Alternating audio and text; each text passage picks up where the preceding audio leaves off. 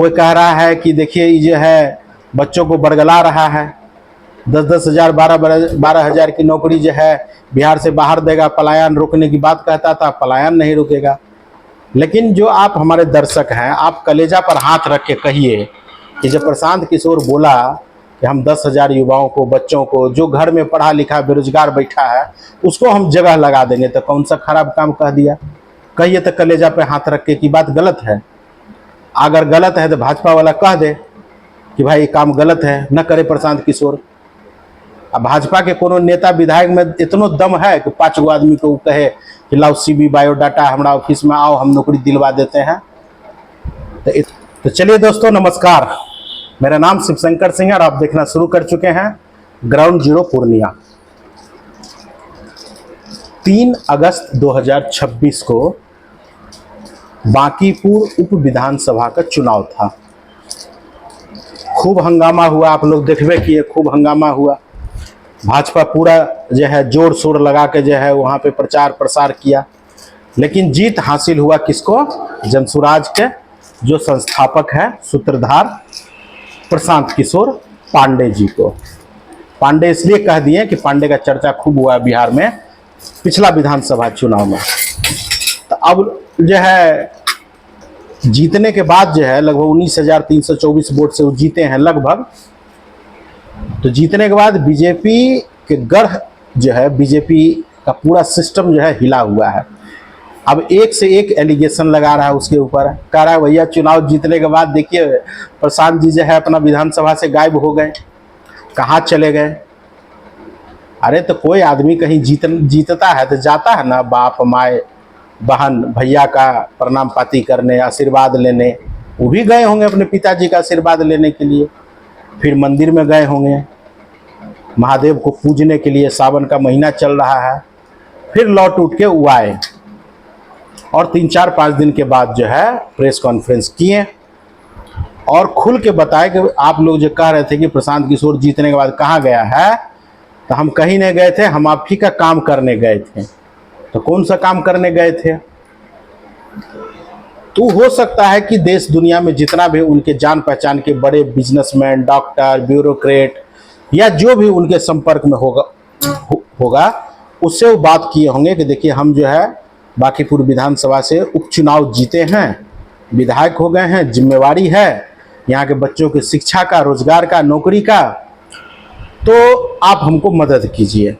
क्योंकि बिहार में इंडस्ट्रीज तो है नहीं, फैक्ट्री तो है नहीं और जनसुराज का व्यवस्था भी नहीं है, सरकार भी नहीं है।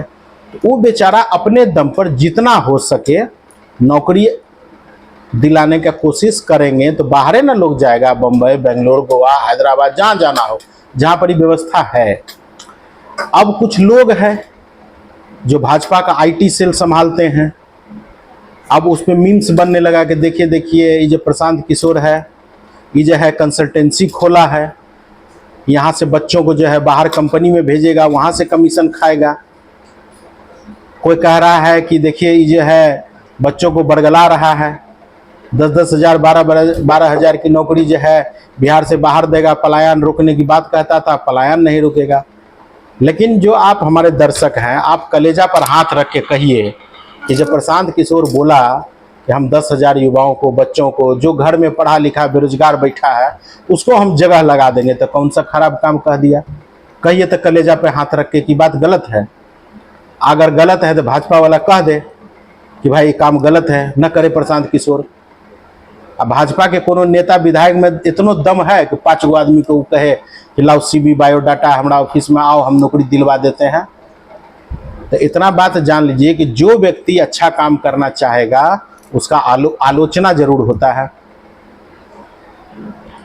और सब दिन भाजपा, हमको ऐसा महसूस होता है कि अंग्रेज के बाद जो सबसे ज्यादा कोई बिहार को लूटा है तो उसका नाम है भारतीय जनता पार्टी।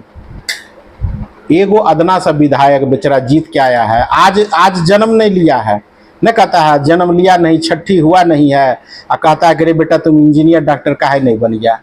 सांस तो लेने दीजिए उस बच्चा को इस दुनिया में।